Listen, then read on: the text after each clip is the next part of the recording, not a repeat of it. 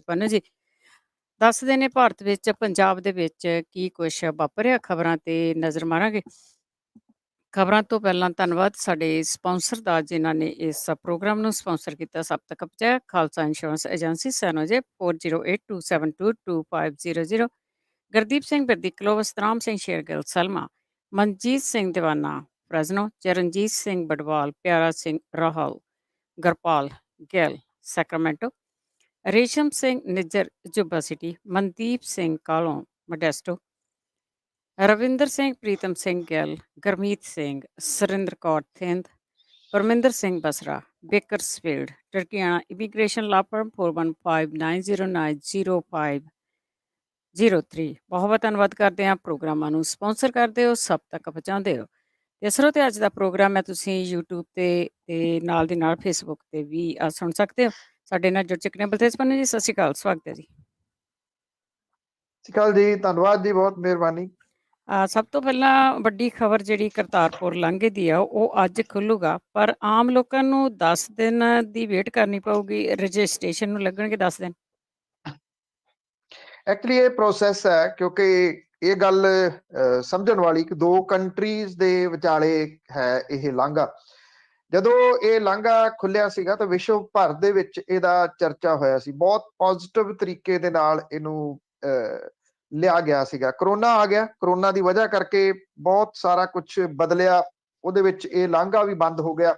ਪਿਛਲੇ ਸਮੇਂ ਤੋਂ ਵੱਖ-ਵੱਖ ਪਾਰਟੀਆਂ ਦੇ ਵੱਲੋਂ ਇਹਦੀ ਮੰਗ ਕੀਤੀ ਜਾ ਰਹੀ ਸੀਗੀ ਕਿ ਇਹਨੂੰ ਖੋਲਿਆ ਜਾਵੇ, ਕਿਉਂਕਿ ਕਿਸਾਨ ਅੰਦੋਲਨ ਦੇ ਚੱਲਦਿਆਂ ਭਾਰਤੀ ਜਨਤਾ ਪਾਰਟੀ ਕੋਲੇ ਪੈਰ ਧਰਾਵਾ ਹੈ ਨਹੀਂਗਾ ਪੰਜਾਬ ਦੇ ਵਿੱਚ, ਉਹ ਚਫੇਰਿਓਂ ਫਸੀ ਹੋਈ ਹੈ। ਇਹਨੂੰ ਉਸੇ ਸੰਦਰਭ ਦੇ ਵਿੱਚ ਲਿਆ ਜਾ ਰਿਹਾ। ਕੁਝ ਵੀ ਹੋਵੇ, ਇਹ ਇੱਕ ਸਵਾਗਤਯੋਗ ਫੈਸਲਾ ਹੈ, ਚਾਹੇ ਇਹਨੂੰ ਪੋਲੀਟੀਕਲ ਤੌਰ ਦੇ ਉੱਤੇ ਵੀ ਦੇਖਿਆ ਜਾਵੇ। ਜੇ ਇਹਦੀ ਮਾਈਲੇਜ ਵੀ ਕੋਈ ਲੈਣਾ ਹੀ ਚਾਹੁੰਦਾ ਪੋਲੀਟੀਕਲ, ਤੇ ਉਹਦੇ ਵਿੱਚ ਕੁਝ ਵੀ ਇਸ ਪੱਖੋਂ ਗਲਤ ਨਿਗਾ ਕਿ ਲੈ ਲਵੇ ਉਹ ਮਾਈਲੇਜ, ਕਿਉਂਕਿ ਇਹ ਇੱਕ ਚੰਗਾ ਤੰਦਰੁਸਤ ਫੈਸਲਾ ਹੈ।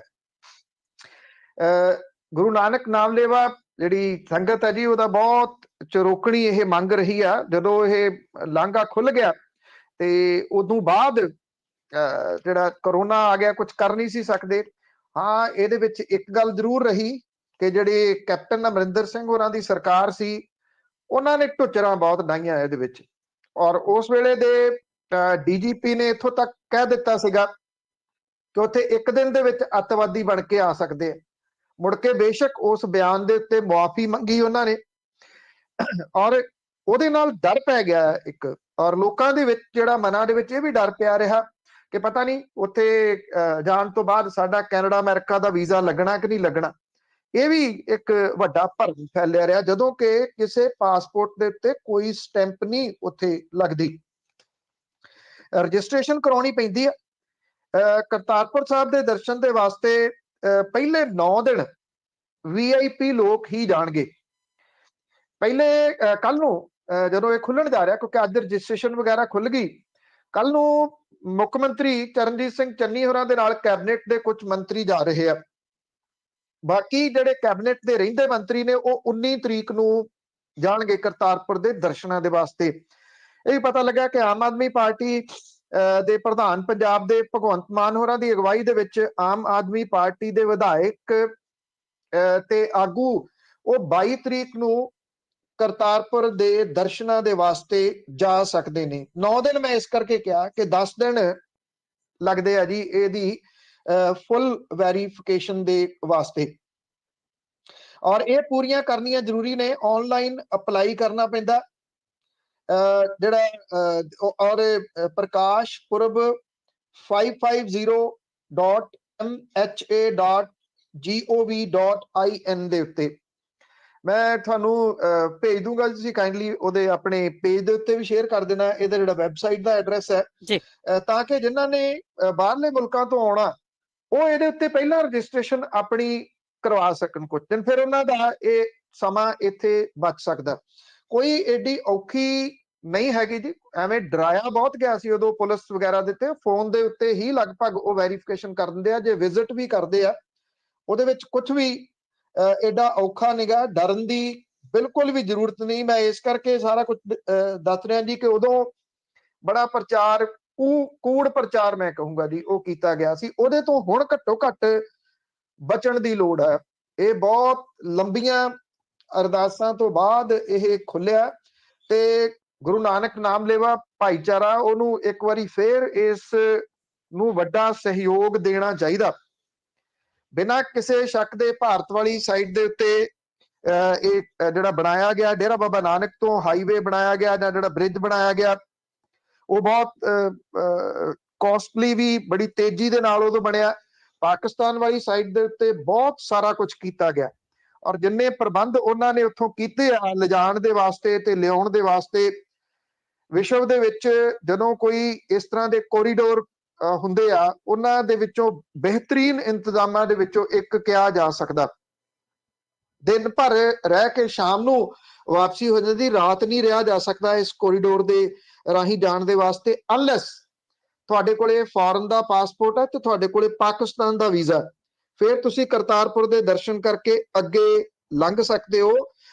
ਨਹੀਂ ਤਾਂ ਅਦਰਵਾਈਜ਼ ਤੁਹਾਨੂੰ ਸ਼ਾਮ ਨੂੰ ਸਵੇਰੇ 9 ਵਜੇ ਜਾ ਕੇ ਸ਼ਾਮੀ 6 ਵਜੇ ਤੱਕ ਵਾਪਸ ਆ ਜਾਣਾ। $20 ਦੀ ਫੀ ਰੱਖੀ ਹੋਈ ਆ, 1500 ਰੁਪਏ ਨਾਲ ਲਿਜਾਏ ਜਾ ਸਕਦੇ ਆ ਔਰ ਇਹ $20 ਦੀ ਫੀਸ ਉੱਥੇ ਜਿਹੜੀ ਉਹ ਦੇਣੀ ਤੁਹਾਨੂੰ ਪਊਗੀ।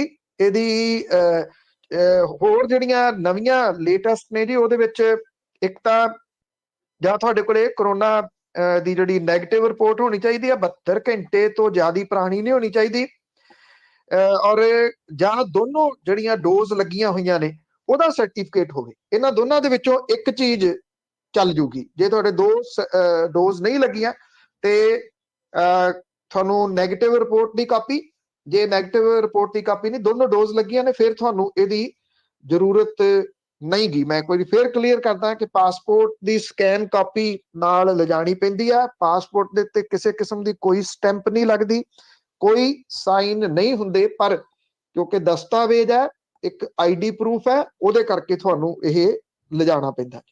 ਬਿਲਕੁਲ ਜੀ, ਮਸਾਂ ਤੇ ਇਹ ਬਾਬੇ ਨਾਨਕ ਦਾ ਦਰ ਖੁੱਲਿਆ, ਸਾਰਿਆਂ ਨੂੰ ਜਾਣਾ ਚਾਹੀਦਾ। ਨਫ਼ਰਤ ਫੈਲਾਉਣ ਵਾਲੇ ਹੁਣ ਕੁਰਸੀਆਂ ਤੇ ਨਹੀਂ ਬੈਠੇ, ਪਰ ਤੁਸੀਂ ਜਾਓ ਜ਼ਰੂਰ ਜਿਹੜੇ ਜਾ ਸਕਦੇ ਆ। ਅੱਗੇ ਲੁਧਿਆਣੇ ਦੇ ਡਿਪਟੀ ਕਮਿਸ਼ਨਰ ਦੇ ਤਬਾਦਲੇ ਦੀ ਜੇ ਗੱਲ ਕਰੀਏ ਕਿ ਉਹ ਰੁਕ ਗਿਆ ਤੇ ਉਸ ਦੇ ਪਿੱਛੇ ਕੀ ਕਾਰਨ ਹੈ? ਕਿ ਲੁਧਿਆਣਾ ਇੰਡਸਟਰੀਅਲ ਸ਼ਹਿਰ ਹੈ ਔਰ ਬਹੁਤ ਪੈਸਾ ਇਸ ਸ਼ਹਿਰ ਦੇ ਵਿੱਚ ਇੰਡਸਟਰੀ ਦਾ, ਕਿੰਨਾ ਕੁ ਪੈਸਾ ਲੁੱਟ ਹੁੰਦਾ, ਕਿੰਨੀਆਂ ਕੁ ਮਹਿੰਗੀਆਂ ਜ਼ਮੀਨਾਂ ਨੇ, ਇਹ ਸਭ ਨੂੰ ਪਤਾ।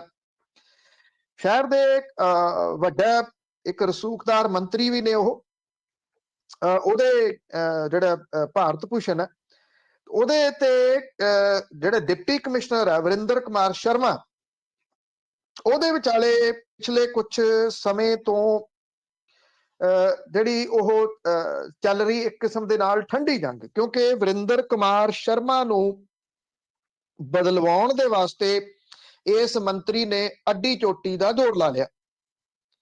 ਉਹਨੂੰ ਮੁੱਖ ਮੰਤਰੀ ਦੇ ਉੱਤੇ ਵੀ ਦਬਾਅ ਬਣਾਇਆ ਗਿਆ ਕਿਉਂਕਿ ਘਰ ਘਰ ਦੇ ਵਿੱਚ ਚੱਲੀ ਗੱਲ ਉਹ ਚੱਲਦਾ ਹੀ ਆ। ਜਿਹੜੇ ਡੀਸੀ ਸ਼ਰਮਾ ਨੇ ਉਹਦੇ ਤਬਾਦਲੇ ਦੀ ਸਿਫਾਰਿਸ਼ ਰਾਜ ਦਾ ਜਿਹੜਾ ਚੋਣ ਕਮਿਸ਼ਨ ਹੈ ਉਹਦੇ ਕੋਲੇ ਕਰ ਦਿੱਤੀ ਸਰਕਾਰ ਨੇ। ਹੁਣ ਇਹਦੇ ਵਿੱਚ ਚੋਣ ਕਮਿਸ਼ਨ ਐਂਟਰ ਹੋ ਗਿਆ। ਚੋਣ ਕਮਿਸ਼ਨ ਇਸ ਕਰਕੇ ਐਂਟਰ ਹੋ ਗਿਆ ਪੰਜਾਬ ਵਾਲਾ ਕਿ ਇਸ ਵੇਲੇ ਜਿਹੜੀਆਂ ਵੋਟਰ ਸੂਚੀਆਂ ਨੇ ਉਹਦੀ ਸੁਧਾਈ ਦਾ ਕੰਮ ਚੱਲ ਰਿਹਾ, ਜਿਹੜੀਆਂ ਵੋਟਾਂ ਕੱਟਣੀਆਂ ਨੇ, ਜਿਹੜੀਆਂ ਵੋਟਾਂ ਬਣਨੀਆਂ ਨੇ, ਇਸ ਚੀਜ਼ ਦੀ ਪਲੀ ਲੈ ਲਈ ਕੁਝ ਲੋਕਾਂ ਨੇ। ਇਹਦੇ ਵਿੱਚ ਆਮ ਆਦਮੀ ਪਾਰਟੀ ਦੇ ਕੁਝ ਨੇਤਾ ਵੀ ਸ਼ਾਮਲ ਨੇ ਕਿਉਂਕਿ ਉਹ ਬਚਾਉਣਾ ਚਾਹੁੰਦੇ ਸੀ ਡਿਪਟੀ ਕਮਿਸ਼ਨਰ ਦੇ, ਬਚਾਉਣਾ ਇਨ ਦਾ ਸੈਂਸ ਕਿ ਉਹਦਾ ਤਬਾਦਲਾ ਨਾ ਹੋਵੇ। ਹੁਣ ਜਿਹੜਾ ਪੰਜਾਬ ਚੋਣ ਕਮਿਸ਼ਨ ਹੈ ਉਹਨੇ ਇਸ ਤਬਾਦਲੇ ਦੇ ਉੱਤੇ ਰੋਕ ਲਾ ਦਿੱਤੀ ਹੈ ਤੇ ਇਹਨੂੰ ਜਿਹੜਾ ਭਾਰਤ ਭੂਸ਼ਣ ਆਸ਼ੂ ਆ ਉਹਦੇ ਵਾਸਤੇ ਇੱਕ ਵੱਡਾ ਝਟਕਾ ਮੰਨਿਆ ਜਾ ਰਿਹਾ।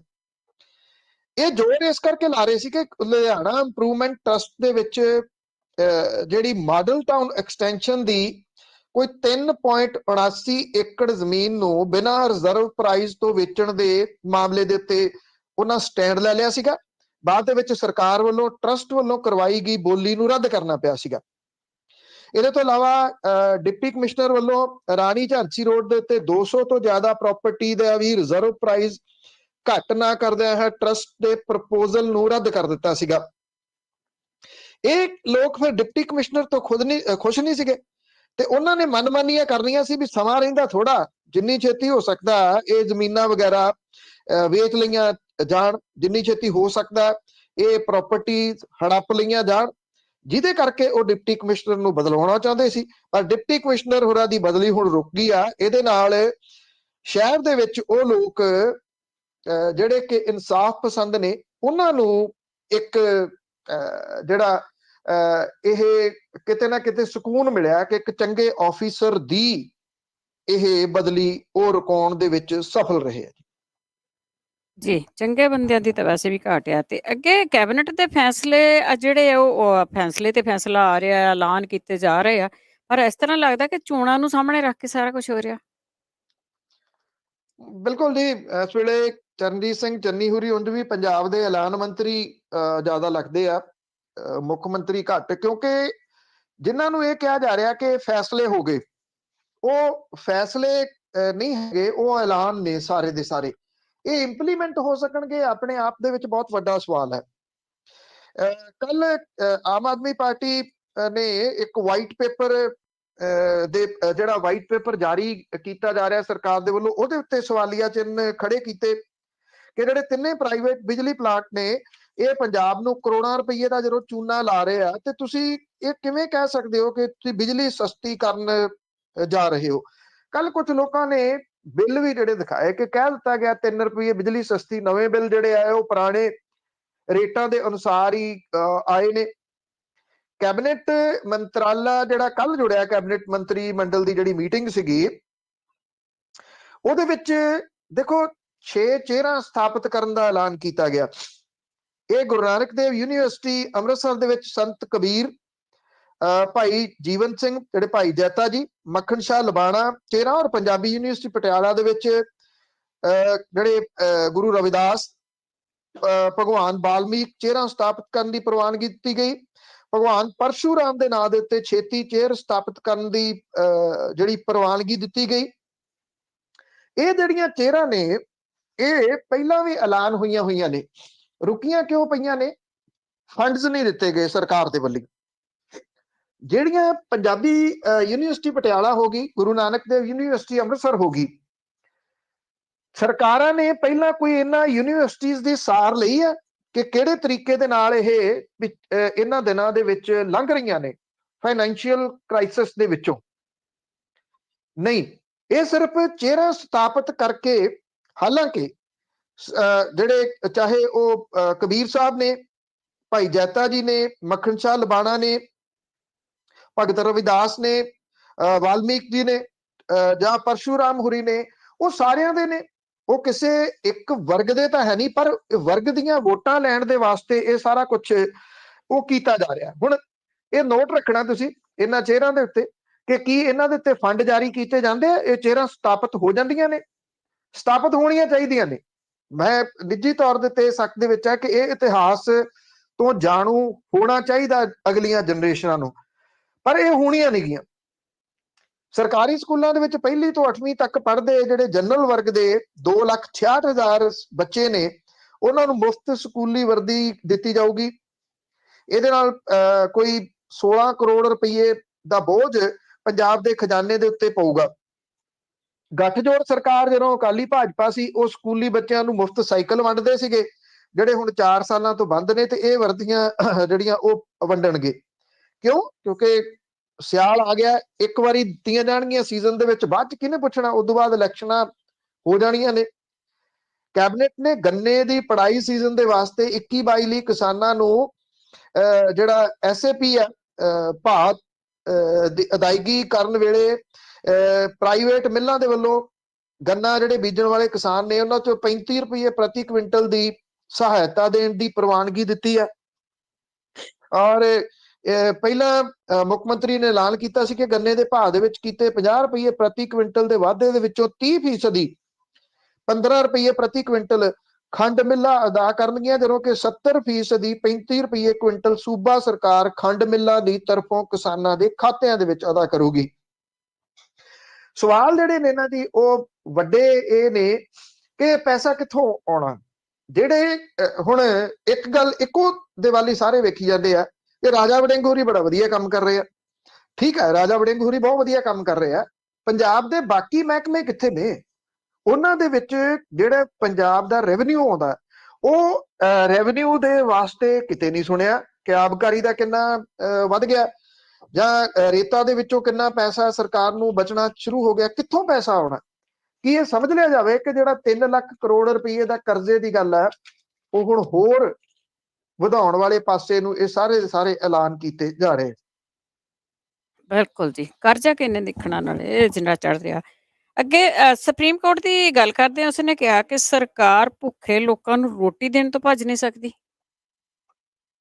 ਦੇਖੋ, ਪਿਛਲੇ ਦਿਨਾਂ ਦੇ ਵਿੱਚ ਇਹਦੇ ਦੋ ਪੱਖ ਨੇ ਜੀ। ਇੱਕ ਪਾਸੇ ਤਾਂ ਇਹ ਕਿਹਾ ਜਾ ਰਿਹਾ ਕਿ GDP ਬਹੁਤ ਗਰੋ ਕਰ ਰਹੀ ਹੈ ਜੀ, ਬੜਾ ਧੰਨ ਹੋਈ ਪਈ ਆ। ਦੂਜੇ ਪਾਸੇ ਸਰਕਾਰ ਇਹ ਕਹਿੰਦੀ ਹੈ ਕਿ ਅਸੀਂ ਮੁਲਕ ਦੇ 80 ਕਰੋੜ ਲੋਕਾਂ ਨੂੰ ਜਿਹੜੀ ਦਾਲ ਚੌਲ ਮੁਫਤ, ਕਣਕ ਵਗੈਰਾ ਦਿੰਦੇ ਰਹੇ ਆ। ਜੇ ਤੁਸੀਂ ਉੱਤਰ ਪ੍ਰਦੇਸ਼ ਦੇ ਵਿੱਚ ਦੇਖ ਲਓ ਤੇ ਉੱਤਰ ਪ੍ਰਦੇਸ਼ ਦੇ ਵਿੱਚ ਵੀ ਇਸ ਤਰ੍ਹਾਂ ਦੇ ਇਸ਼ਤਿਹਾਰ ਲੱਗਦੇ ਆ। ਇੱਕ ਪਾਸੇ ਤਾਂ ਇਹ ਕਿਹਾ ਜਾਂਦਾ ਕਿ ਉੱਤਰ ਪ੍ਰਦੇਸ਼ ਦੀ ਇੰਨੀ ਤਰੱਕੀ ਕਰਾਤੀ ਆ ਯੋਗੀ ਹੋਰਾਂ ਨੇ ਕਿ ਉੱਥੇ ਤਰੱਕੀ ਸਿਖਰਾਂ ਤੇ ਬੋਲ ਰਹੀ ਹੈ। ਦੂਜੇ ਪਾਸੇ ਇਸ਼ਤਿਹਾਰ ਲੱਗਦੇ ਨੇ ਕਿ ਕਿੰਨੇ ਜਿਹੜੇ ਪਰਸੈਂਟ ਲੋਕ ਨੇ ਉਹਨਾਂ ਨੂੰ ਆਟਾ ਦਾਲ ਸਕੀਮ ਦੇ ਵਿੱਚ ਲੈਣ ਦਾ। ਇਹ ਨਵੀਂ ਚੀਜ਼ ਆ ਇੱਥੇ ਮੁਲਕ ਦੇ ਵਿੱਚ, ਜਿਹੜੀ ਪਿਛਲੇ ਕੁਝ ਸਮੇਂ ਤੋਂ ਚੱਲਦੀ ਆ। ਪ੍ਰਕਾਸ਼ ਸਿੰਘ ਬਾਦਲ ਹੋਰੀ ਵੀ ਕਹਿੰਦੇ ਹੁੰਦੇ ਸੀ, ਦੇਖੋ ਜੀ ਜਦੋਂ ਅਸੀਂ ਆਏ ਉਦੋਂ 1.5 ਲੱਖ ਬੰਦਾ ਹੁੰਦਾ ਸੀ ਆਟਾ ਦਾਲ ਸਕੀਮ ਦੇ ਵਿੱਚ, ਤੇ ਅਸੀਂ ਦੇਖੋ 80 ਲੱਖ ਤੱਕ ਜਿਹੜਾ ਉਹ ਲੈ ਆਏ ਆ ਆਟਾ ਦਾਲ ਸਕੀਮ ਤੇ। ਇਹਨੂੰ ਤਰੱਕੀ ਗਿਣੀ ਜਾਂਦੇ ਆ। ਹੁਣ ਪਿਛਲੇ ਦਿਨਾਂ ਦੇ ਵਿੱਚ ਕੇਂਦਰ ਦੀ ਸਰਕਾਰ ਨੇ ਇਹ ਕਿਹਾ ਜੀ ਕਿ ਅਸੀਂ ਇਹਨੂੰ ਲੰਮੇ ਟਾਈਮ ਦੇ ਵਾਸਤੇ ਨਹੀਂ ਚਲਾ ਸਕਦੇ, ਜਿਹੜੇ ਕਰੋਨਾ ਦੇ ਕਰਕੇ ਇਹ ਦੇ ਰਹੇ ਸੀਗੇ।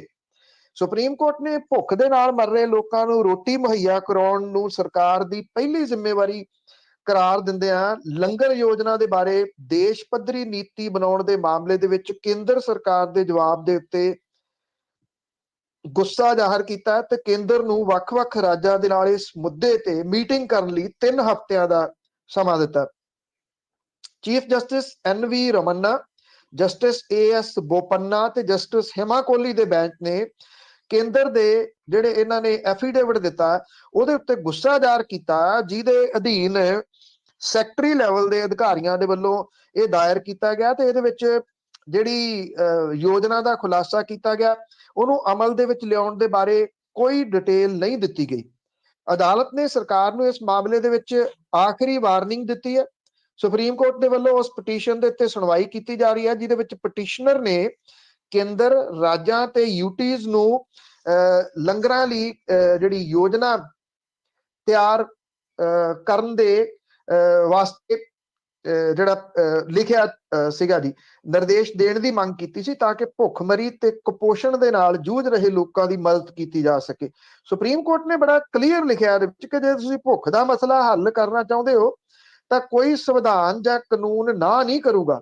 ਇਹ ਪਹਿਲਾ ਸਿਧਾਂਤ ਹੈ। ਪਰ ਕਲਿਆਣਕਾਰੀ ਰਾਜ ਦੀ ਪਹਿਲੀ ਜ਼ਿੰਮੇਵਾਰੀ ਭੁੱਖ ਦੇ ਨਾਲ ਮਰ ਰਹੇ ਲੋਕਾਂ ਨੂੰ ਰੋਟੀ ਮੁਹੱਈਆ ਕਰਵਾਉਣੀ ਬਣਦੀ ਹੈ। ਇਹਨੂੰ ਤੁਸੀਂ ਇਸ ਪੁਆਇੰਟ ਆਫ ਵਿਊ ਦੇ ਨਾਲ ਵੀ ਜੋੜ ਸਕਦੇ ਹੋ ਜੀ। ਜਿਹੜੇ ਕਿਸਾਨ ਨੇ ਉਹ 1 ਸਾਲ ਹੋ ਜਾਣਾ 26 ਤਰੀਕ ਨੂੰ ਉਹਨਾਂ ਨੂੰ ਬੈਠਿਆ ਹੋਇਆ। ਜਿਹੜੀ ਰੋਟੀ ਮੁਹੱਈਆ ਕਰਾਉਣ ਦੀ ਗੱਲ ਹੈ, ਜਿਹੜੀ ਕਣਕ ਮੁਹੱਈਆ ਕਰਾਉਣ ਦੀ ਗੱਲ ਹੈ, ਉਹ ਕਿੱਥੋਂ ਆਉਣੀ ਹੈ ਜੀ? ਉਹ ਚੌਲ ਕਿੱਥੋਂ ਆਉਣੇ, ਦਾਲਾਂ ਕਿੱਥੋਂ ਆਉਣੀਆਂ ਨੇ? ਕਿਸਾਨ ਕੋਲੋਂ ਆਉਣੀਆਂ ਨੇ। ਜਦੋਂ ਤੁਸੀਂ ਕਿਸਾਨੀ ਦੇ ਵਾਸਤੇ ਇਹ ਤੋਰੀ ਪਏ ਕਿ ਅਸੀਂ ਪ੍ਰਾਈਵੇਟਾਈਜ਼ ਕਰ ਦੇਣਾ, ਵੱਡੇ ਵੱਡੇ ਸਾਈਲੋ ਜਿਹੜੇ ਨੇ ਉਹਨਾਂ ਦੇ ਵਿੱਚ ਇਹ ਸਾਰਾ ਅਨਾਜ ਚਲੇ ਜਾਣਾ, ਕਿ ਜਿਹੜੇ ਅੱਜ ਗੋਦਾਮ ਨੇ ਸਰਕਾਰ ਦੇ, ਜਿੱਥੋਂ ਕੱਢ ਕੇ ਸਰਕਾਰ ਇਹਨਾਂ ਲੋਕਾਂ ਦੀ ਮਦਦ ਕਰ ਰਹੀ ਆ, ਹੋਣੀ ਚਾਹੀਦੀ ਆ। ਜੇ ਕੱਲ ਨੂੰ ਕੋਈ ਭੁੱਖਮਰੀ ਪੈਂਦੀ ਆ, ਕੋਈ ਇਸ ਤਰ੍ਹਾਂ ਦੀ ਪ੍ਰੋਬਲਮ ਆਉਂਦੀ ਆ ਜਿਸ ਤਰ੍ਹਾਂ ਦੀ ਕਰੋਨਾ ਵਰਗੀ ਆਈ, ਫਿਰ ਕੀ ਸਰਕਾਰ ਇਹਨਾਂ ਸਾਈਲੋਜ਼ ਦੇ ਵਿੱਚੋਂ ਕੱਢ ਕੇ ਲੋਕਾਂ ਨੂੰ ਮੁਹੱਈਆ ਕਰਵਾ ਸਕੂਗੀ ਦਾਲ ਰੋਟੀ? ਬਿਲਕੁਲ ਵੀ, ਕਿਉਂਕਿ ਉਹ ਪ੍ਰਾਈਵੇਟ ਹੋਣਗੇ ਔਰ ਪ੍ਰਾਈਵੇਟ ਵਾਲੇ ਜਿਹੜੀ ਚੀਜ਼ 10 ਰੁਪਏ ਦੀ ਖਰੀਦਣਗੇ ਉਹ 20 ਦੀ ਵੇਚਣਗੇ। ਏਦਾਂ ਥੋੜੀ ਹੈ ਕਿ ਜਿਵੇਂ ਕਰੋਨਾ ਦੇ ਦੌਰਾਨ ਸਭ ਤੋਂ ਜ਼ਿਆਦਾ ਕਣਕ ਸਰਕਾਰੀ ਗੋਦਾਮਾਂ ਦੇ ਵਿੱਚੋਂ ਪੰਜਾਬ ਦੇ ਵਿੱਚੋਂ ਵੱਖ-ਵੱਖ ਰਾਜਾਂ ਨੂੰ ਮਾਲ ਗੱਡੀਆਂ ਦੇ ਰੂਪ ਦੇ ਵਿੱਚ ਗਈ ਸੀ, ਸਾਈਲੋਜ਼ ਦੇ ਵਿੱਚੋਂ ਨਹੀਂ ਜਾ ਸਕਦੀ ਜੀ, ਉਹ ਤਾਂ ਕਦੀ ਵੀ ਨਹੀਂ ਦੇਣਗੇ। ਅੱਗੇ ਨਵਜੋਤ ਸਿੱਧੂ ਦੀ ਜੇ ਗੱਲ ਕਰੀਏ, ਉਸ ਨੇ ਅਹੁਦਾ ਸੰਭਾਲਿਆ ਤੇ ਐਡਵੋਕੇਟ ਜਨਰਲ ਦੀ ਵੀ ਕੋਈ ਨਾ ਕੋਈ ਨਿਯੁਕਤੀ ਹੋ ਸਕਦੀ ਹੈ। ਅੱਜ ਸੰਭਾਵੀ ਰੂਪ ਦੇ ਵਿੱਚ ਇਹ ਐਡਵੋਕੇਟ ਜਨਰਲ ਜਿਹੜੇ ਉਹਦੀ ਨਿਯੁਕਤੀ ਹੋ ਸਕਦੀ ਹੈ। ਕੌਣ ਬਣੂਗਾ ਇਹਦੇ ਵਿੱਚ ਅਨਮੋਲ ਰਤਨ ਸਿੱਧੂ ਦਾ ਨਾਮ ਇੱਕ ਵਾਰੀ ਫੇਰ ਚਰਚਾ ਦੇ ਵਿੱਚ ਹੈ। ਕੱਲ ਨੂੰ 18 ਤਰੀਕ ਨੂੰ ਪੰਜਾਬ ਹਰਿਆਣਾ ਹਾਈ ਕੋਰਟ ਦੇ ਵਿੱਚ ਡਰੱਗ ਮਾਮਲੇ ਦੇ ਵਿੱਚ ਸੁਣਵਾਈ ਹੈ। ਅੱਜ ਹੈਵ ਟੂ ਵਾਲੀ ਗੱਲ ਹੋ ਜੂਗੀ ਜੀ, ਐਡਵੋਕੇਟ ਜਨਰਲ ਲਾਉਣਾ ਤੇ ਉਹਦੇ ਵੱਲੋਂ ਅਹੁਦਾ ਸੰਭਾਲਣਾ। ਜਿਹੜਾ ਅਨਮੋਲ ਰਤਨ ਸਿੱਧੂ ਤੋਂ ਇਲਾਵਾ ਐਡਵੋਕੇਟ ਸੰਜੇ ਕੌਸ਼ਲ ਤੇ ਅਨੂ ਚਥਰਤ ਦਾ ਨਾਮ ਵੀ ਸਾਹਮਣੇ ਆ ਰਿਹਾ। ਜਿਹੜਾ ਅਨਮੋਲ ਰਤਨ ਸਿੱਧੂ ਆ ਉਹਦਾ ਨਾਮ ਪਹਿਲਾਂ ਵੀ ਉਹ ਰੇਸ ਦੇ ਵਿੱਚ ਸੀਗਾ, ਹਾਲਾਂਕਿ ਏਪੀਐਸ ਦਿਓਲ ਐਡਵੋਕੇਟ ਜਨਰਲ ਬਣ ਗਏ। ਹੁਣ ਸਵਾਲ ਇਹ ਆ ਕਿ ਸਰਕਾਰ ਸ਼ਾਇਦ ਇਸ ਵਿਵਾਦ ਤੋਂ ਬਚੂਗੀ ਕਿ ਸਹਿਮਤੀ ਪਹਿਲਾਂ ਲੈ ਲਈ ਜਾਵੇ, ਘੱਟੋ ਘੱਟ ਨਵਜੋਤ ਸਿੰਘ ਸਿੱਧੂ ਹੋਰਾਂ ਦੀ। ਜੇ ਅੱਜ ਇਹ ਸਾਹਮਣੇ ਆ ਜਾਂਦਾ ਨਾਮ ਤੇ ਉਹ ਅਹੁਦਾ ਸੰਭਾਲ ਲੈਂਦਾ ਤਾਂ ਠੀਕ ਰਹੂਗਾ, ਨਹੀਂ ਤਾਂ ਅਦਰਵਾਈਜ਼ ਸਰਕਾਰ ਦੀ ਵੱਡੀ ਕਿਰਕਰੀ ਹੋਣ ਵਾਲੀ ਆ ਭਲਕੇ, ਕਿਉਂਕਿ ਇੱਕ ਅਹਿਮ ਰਿਪੋਰਟ ਖੁੱਲਣੀ ਹੈ। ਜੇ ਐਡਵੋਕੇਟ ਜਨਰਲ ਨਹੀਂ ਹੋਊਗਾ ਤੇ ਸਰਕਾਰ ਦੇ ਉੱਤੇ ਸਿੱਧੇ ਸਿੱਧਾ ਇਹ ਜਾਊਗਾ ਕਿ ਉਹਨੇ ਇਹਨੂੰ ਸੀਰੀਅਸਲੀ ਲਿਆ ਹੀ ਨਹੀਂ। ਉਧਰ ਨਵਜੋਤ ਸਿੰਘ ਸਿੱਧੂ ਹੋਰਾਂ ਨੇ ਆਪਣਾ ਅਹੁਦਾ ਮੁੜ ਕੇ ਫੇਰ ਸੰਭਾਲ ਲਿਆ ਕਰੀਬ ਪੌਣੇ 2 ਮਹੀਨੇ ਤੋਂ ਬਾਅਦ। ਜਦੋਂ ਉਹਨਾਂ ਨੇ ਅਹੁਦਾ ਸੰਭਾਲਿਆ ਤਾਂ ਉਸ ਵੇਲੇ ਪੰਜਾਬ ਮਾਮਲਿਆਂ ਦੇ ਇੰਚਾਰਜ ਹਰੀਸ਼ ਚੌਧਰੀ ਉਹਨਾਂ ਦੇ ਨਾਲ ਮੌਜੂਦ ਸਨ। ਇਹ ਕਿਹਾ ਗਿਆ ਕਿ ਇਹ ਜ਼ਰੂਰੀ ਨਹੀਂ ਕਿ ਸਾਰੇ ਐਮਐਲਏਜ਼ ਨੂੰ ਦੁਬਾਰਾ ਟਿਕਟ ਦਿੱਤੀ ਜਾਵੇ, ਇਹ ਵੀ ਕਿਹਾ ਕਿ ਅਸੀਂ ਆਪਣੀ ਸੂਚੀ ਲਾਸਟ ਦੇ ਵਿੱਚ ਜਾਰੀ ਕਰਾਂਗੇ। ਅਹੁਦਾ ਸੰਭਾਲਣ ਤੋਂ ਬਾਅਦ ਚਰਨਜੀਤ ਸਿੰਘ ਚੰਨੀ ਹੋਰੀ ਉੱਥੇ ਜ਼ਰੂਰ ਆਏ ਕਾਂਗਰਸ ਭਵਨ ਦੇ ਵਿੱਚ ਤੇ ਉਹਨਾਂ ਨੇ ਗੁਲਦਸਤਾ ਦਿੱਤਾ ਨਵਜੋਤ ਸਿੰਘ ਸਿੱਧੂ ਹੋਰਾਂ ਨੂੰ। ਹੁਣ ਇਹ ਨਹੀਂ ਪਤਾ ਜਿਹੜਾ ਬੈੱਡ ਲਾਇਆ ਸੀ ਨਵਜੋਤ ਸਿੰਘ ਸਿੱਧੂ ਹੋਰਾਂ ਨੇ ਉਹ ਵੀ ਵਿਛਾ ਲਿਆ ਅਜੇ ਜਾਂ ਪਹਿਲਾਂ ਹੀ ਵਿਛਿਆ ਹੋਇਆ ਉਹਨੂੰ ਹੀ ਉਹ ਵਰਤਣਗੇ, ਕਿਉਂਕਿ ਉਹਨਾਂ ਨੇ ਕਿਹਾ ਸੀਗਾ ਕਿ ਮੈਂ ਆਪਣਾ ਬੈੱਡ ਹੁਣ ਇੱਥੇ ਕਾਂਗਰਸ ਭਵਨ ਦੇ ਵਿੱਚ ਲਾ ਲਿਆ ਅਗਲੀਆਂ ਇਲੈਕਸ਼ਨਾਂ ਤੱਕ। ਜੀ, ਉਹਦਾ ਬਾਅਦ 'ਚ ਹੀ ਪਤਾ ਲੱਗੂਗਾ। ਤੇ ਅੱਗੇ ਗੱਲ ਕਰਦੇ ਹੈਗੇ ਆ ਇਆਲੀ ਦੀ। ਦੇਰ ਰਾਤ ਤੱਕ ਹੀ ਉਸਦੇ ਘਰ ਦੀ ਹੋਰ ਰਹਿਣ ਵਾਲੇ ਥਾਵਾਂ ਤੇ ਛਾਪੇ ਮਾਰੇ ਗਏ। ਬਿਲਕੁਲ ਜੀ, ਦੇਰ ਰਾਤ ਲਾਸਟ ਖਬਰਾਂ ਮਿਲਣ ਤੱਕ 15 ਘੰਟੇ ਤੋਂ ਵੱਧ ਹੋ ਗਏ ਹੋਏ ਸੀਗੇ ਜਦੋਂ ਮਨਪ੍ਰੀਤ ਇਆਲੀ ਦੇ ਵੱਖ-ਵੱਖ ਘਰ, ਉਹਦਾ ਜਿਹੜਾ ਜੱਦੀ ਘਰ ਹੈ ਇਆਲੀ ਪਿੰਡ ਦੇ ਵਿੱਚ, ਉਹਦਾ ਜਿਹੜਾ ਦਫ਼ਤਰ ਹੈ ਰਾਜਨੀਤਿਕ ਦਫ਼ਤਰ, ਉਸ ਤੋਂ ਇਲਾਵਾ ਗੋਲਫ ਲਿੰਕ ਕਾਲੋਨੀ ਮੁੱਲਾਂਪੁਰ ਦੇ ਵਿੱਚ ਦਫ਼ਤਰ, ਐਗਰੀਕਲਚਰ ਉਹਦੀ ਜ਼ਮੀਨ, ਸਨੀ ਵਿਊ ਐਨਕਲੇਵ ਉੱਥੇ ਸਥਿਤ ਦਫ਼ਤਰ, ਸਾਰਿਆਂ ਦੇ ਉੱਤੇ ਛਾਪੇਮਾਰੀ ਕੀਤੀ ਗਈ। ਏਡੀ ਲੰਬੀ ਰੇਡ ਚੱਲਣੀ ਆਪਣੇ ਆਪ ਦੇ ਵਿੱਚ ਬਹੁਤ ਵੱਡੇ ਸਵਾਲ ਨੇ। ਇਹਨੇ ਜਿਹੜੀ ਸਨਵਿਊ ਐਨਕਲੇਵ ਹੈ ਜਾਂ ਜਿਹੜੀਆਂ ਬਾਕੀਆਂ ਜਿਹੜੀਆਂ ਕਾਲੋਨੀਜ਼ ਨੇ ਉਹ ਇਹਨਾਂ ਨੇ ਹੀ ਕੱਟੀਆਂ ਹੋਈਆਂ ਨੇ, ਮਨਪ੍ਰੀਤ ਇਆਲੀ ਹੋਰਾਂ ਨੇ। ਉਹ ਡਿਵੈਲਪ ਕਰਕੇ ਕਾਲੋਨੀਜ਼ ਕੱਟਦੇ ਆ। ਉਹ ਹਲਕਾ ਦਾਖਾ ਤੋਂ ਅਕਾਲੀ ਦਲ ਬਾਦਲ ਦੇ ਇਸ ਵੇਲੇ ਵਿਧਾਨ ਸਭਾ ਦੇ ਮੈਂਬਰ ਨੇ। ਐਕਚੁਅਲੀ 17 ਦੇ ਵਿੱਚ ਹੋਈਆਂ ਚੋਣਾਂ ਦੇ ਵਿੱਚ ਮਨਪ੍ਰੀਤ ਇਆਲੀ ਐਚਐਸ ਫੂਲਕਾ ਹੋਰਾਂ ਤੋਂ ਹਾਰ ਗਏ ਸੀ।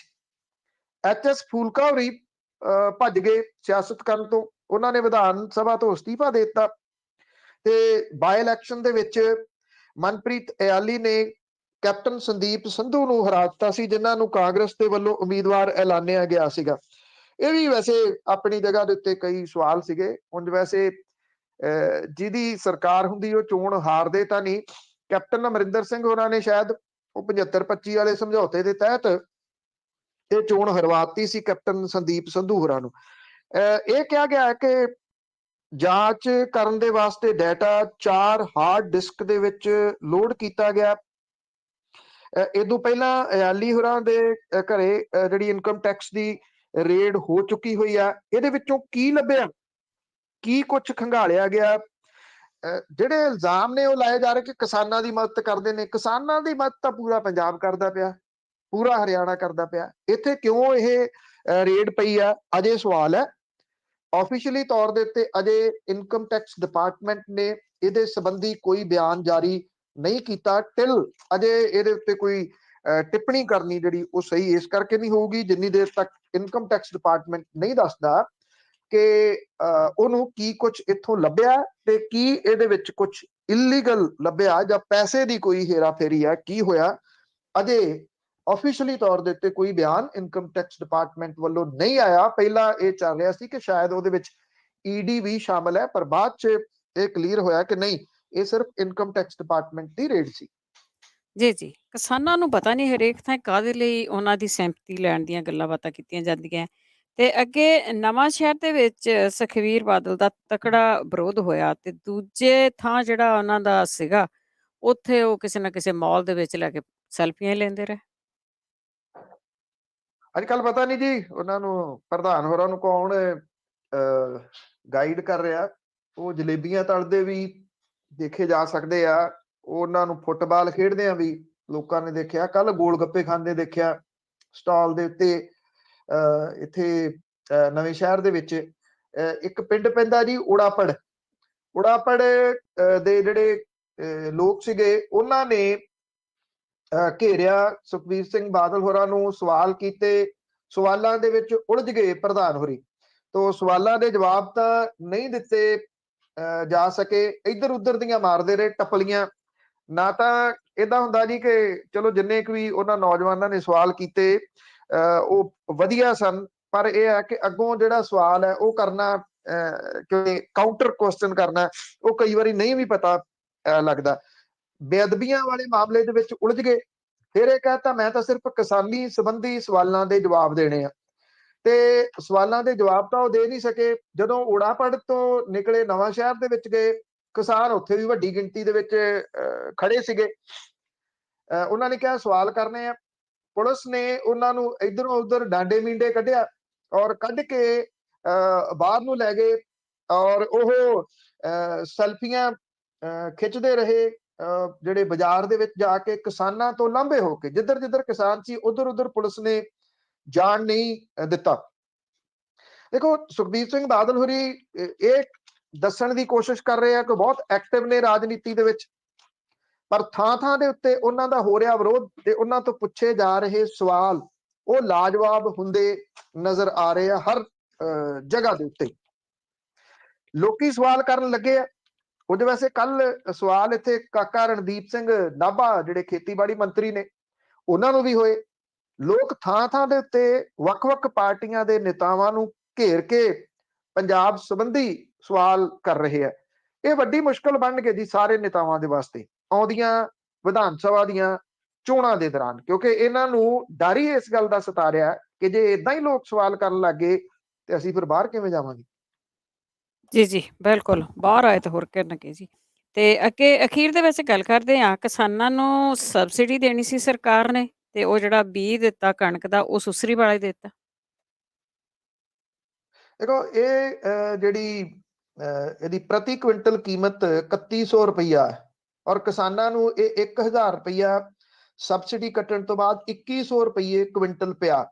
1 ਏਕੜ ਦੇ ਵਿੱਚ 40 ਤੋਂ 45 ਕਿਲੋ ਬੀਜ ਪੈਂਦਾ, 50 ਕਿਲੋ ਡੀਏਪੀ ਖਾਦ, ਮਤਲਬ ਕਿ 1200 ਰੁਪਈਏ ਖਰਚ ਹੋਇਆ। 1200 ਰੁਪਈਏ ਪ੍ਰਤੀ ਏਕੜ ਡੀਜ਼ਲ ਦੀ ਬਜਾਈ, ਤਕਰੀਬਨ 5000 ਰੁਪਈਏ ਪ੍ਰਤੀ ਏਕੜ ਕਣਕ ਦੀ ਬਜਾਈ ਦੇ ਉੱਤੇ ਕਿਸਾਨਾਂ ਦਾ ਖਰਚ ਹੋ ਗਿਆ। ਇਹ 222 ਕਿਸਮ ਦੀ ਬੀਜ ਸੀਗੇ ਜੀ, ਜਿਹੜੇ ਉੱਤੇ 20 ਕਰੋੜ ਰੁਪਈਏ ਦੀ ਸਰਕਾਰ ਨੇ ਸਬਸਿਡੀ ਦਿੱਤੀ। ਪਰ ਇਹ ਸਬਸਿਡੀ ਮਿੱਟੀ 'ਚ ਮਿਲਾਤੀ ਅਫਸਰਾਂ ਨੇ ਬਿਨਾਂ ਕਿਸੇ ਸ਼ੱਕ ਦੇ ਨਾਲ, ਜਿਹੜੇ ਮਿਲੇ ਹੋਏ ਉੱਪਰ ਵਾਲਿਆਂ ਨੇ ਮਿੱਟੀ 'ਚ ਏਦਾਂ ਮਿਲਾਤੀ ਕਿ ਜਿਹੜੀ 2 ਲੱਖ ਕੁਇੰਟਲ ਸਰਟੀਫਾਈਡ ਸੀਡ ਸੀਗੀ, ਉਹਨੂੰ ਉਹ ਸੁਸਰੀ ਲੱਗੀ ਹੋਈ ਗੰਦੀ ਕਣਕ ਜਿਹੜੀ ਆ, ਖਰਾਬ ਹੋਈ ਹੋਈ, ਕਿਸਾਨਾਂ ਨੂੰ ਬੀਜ ਦੇ ਰੂਪ ਦੇ ਵਿੱਚ ਦੇ ਦਿੱਤੀ। ਇਹ ਹੁਣ ਉਗਣ ਦੀ ਚਾਂਸਸ ਜਿਹੜੇ ਉਹ ਹੈ ਨਹੀਂ ਗੇ। ਜੇ ਉਗਦੀ ਆ, ਉਗ ਵੀ ਪਈ ਤੇ ਉਹ ਤੰਦਰੁਸਤ ਫਸਲ ਨਹੀਂ ਹੋਣੀ। ਇਹ ਸਮਰਾਲਾ, ਦੁਰਾਹਾ, ਪੱਖੋਵਾਲ ਦੇ ਵਿੱਚ ਜ਼ਿਆਦਾਤਰ 7500 ਕੁਇੰਟਲ ਬੀਜ ਜਿਹੜਾ ਉਹ ਭੇਜਿਆ ਗਿਆ। 20 ਕਰੋੜ ਰੁਪਈਆ ਸਰਕਾਰ ਦਾ ਮਿੱਟੀ ਕਰ ਦਿੱਤਾ ਇਹਨਾਂ ਨੇ ਮਿਲ ਕੇ। ਜਿਹੜੇ ਇਹ ਕਿਹਾ ਗਿਆ ਜੀ ਕਿ ਸਰਕਾਰ ਦੇ ਵੱਲੋਂ ਇਹ ਸਬਸਿਡੀ ਮੁਹੱਈਆ ਇਸ ਕਰਕੇ ਕਰਵਾਈ ਜਾ ਰਹੀ ਹੈ ਕਿ ਉਹ ਕਿਸਾਨਾਂ ਦੀ ਮਦਦ ਕਰ ਰਹੀ ਹੈ। ਹੁਣ ਕਿਸਾਨਾਂ ਦੀ ਮਦਦ ਕਰਨ ਦੇ ਵਾਸਤੇ ਅੱਗੇ ਜਿਹੜੇ ਅਫਸਰ ਬੈਠੇ ਨੇ, ਉਹ ਤਾਂ ਅਸਲ ਦੇ ਵਿੱਚ ਸੁਸਰੀ ਉਹ ਨੇ। ਉਹ ਐਸੀ ਸੁਸਰੀ ਦੇ ਤੌਰ ਦੇ ਉੱਤੇ ਲੱਗੇ ਹੋਏ ਆ ਕਿ ਉਹ ਸਭ ਕੁਝ ਚਟਮ ਕਰੀ ਜਾ ਰਹੇ ਆ। ਸੁਸਰੀ ਤਾਂ ਕੱਲੀ ਕਣਕ ਚਟਮ ਕਰਦੀ ਹੋਊਗੀ, ਇਹ ਸੁਸਰੀ ਤਾਂ ਪੰਜਾਬ ਚਟਮ ਕਰ ਗਈ ਲਗਭਗ। ਤੋ ਅੱਜ ਕਿਸਾਨਾਂ ਦੀ ਜਿਹੜੀ 32 ਕਿਸਾਨ ਜਥੇਬੰਦੀਆਂ ਦੀ ਮੀਟਿੰਗ ਆ ਪੰਜਾਬ ਦੇ ਮੁੱਖ ਮੰਤਰੀ ਦੇ ਨਾਲ, ਉਮੀਦ ਹੈ ਇਸ ਗੱਲ ਦੀ ਕਿ ਉਹਦੇ ਵਿੱਚ ਇਹ ਮੁੱਦਾ ਕਿਸਾਨ ਜਥੇਬੰਦੀਆਂ ਵਾਲੇ ਉਠਾ ਸਕਦੇ ਆ। ਇਹਨਾਂ ਅਫਸਰਾਂ ਦੇ ਉੱਤੇ ਕੋਈ ਗਾਜ ਡਿੱਗਦੀ ਆ ਜਾਂ ਨਹੀਂ, ਇਹ ਵੱਡਾ ਸਵਾਲ ਹੈ। ਉਤੋਂ ਇਲੈਕਸ਼ਨ ਦਾ ਸਮਾਂ ਜਿਹੜਾ ਉਹ ਨੇੜੇ ਆ ਰਿਹਾ, ਉਹਦੇ ਕਰਕੇ ਸਵਾਲ ਤਾਂ ਉੱਠਣਗੇ, ਇਹਦੇ ਵਿੱਚ ਕੋਈ ਸ਼ੱਕ ਵਾਲੀ ਗੱਲ ਨਹੀਂ। ਪਰ ਇੱਕ ਉਰਦੂ ਦਾ ਸ਼ੇਰ ਹੈ ਨਾ ਜੀ ਕਿ ਹਰ ਸ਼ਾਖ पे उल्लू ਬੈਠਾ ਹੈ। ਹੁਣ ਕਿੱਥੋਂ ਕਿੱਥੋਂ, ਇਹ ਤਾਂ 20 ਕਰੋੜ ਹੈ ਜੀ, ਇਹਦੇ ਨਾਲ 2 ਸਿਫਰਾਂ ਵੀ ਲਾ ਲਈਆਂ ਜਾਣ ਉਹ ਵੀ ਥੋੜੀਆਂ ਨੇ, ਜਿੰਨਾ ਕੁਝ ਇਹ ਅਸਲ ਦੇ ਵਿੱਚ ਜਿਹੜੀ ਰਾਜਨੀਤਿਕ ਸੁਸਰੀ ਆ, ਜਿੰਨਾ ਕੁਝ ਇਹ ਚਟਮ ਕਰ ਗਈ ਹੈ। ਜੀ ਬਿਲਕੁਲ, ਬਹੁਤ ਬਹੁਤ ਧੰਨਵਾਦ ਬਲਤੇਜ ਪੰਨੂ ਜੀ। ਮਿਹਰਬਾਨੀ ਜੀ, ਧੰਨਵਾਦ ਜੀ, ਸਤਿ ਸ਼੍ਰੀ ਅਕਾਲ। ਸਤਿ ਸ਼੍ਰੀ ਅਕਾਲ ਜੀ। ਸਰੋਤੇ ਅਸਰ ਬਲਤੇਜ ਪੰਨੂ ਸਾਡੇ ਨਾਲ ਜੁੜਦੇ ਨੇ, ਕਰਦੇ ਨੇ ਖਬਰਾਂ। ਇਸੇ ਦੇ ਨਾਲ ਸਾਡਾ ਅੱਜ ਦਾ ਬੁਲੇਟਿਨ ਇੱਥੇ ਸਮਾਪਤ। ਬਲਵਿੰਦਰ ਕੌਰ ਵੱਲੋਂ ਆਪ ਸਭ ਨੂੰ ਹੀ ਪਿਆਰ ਭਰੀ ਸਤਿ ਸ਼੍ਰੀ ਅਕਾਲ।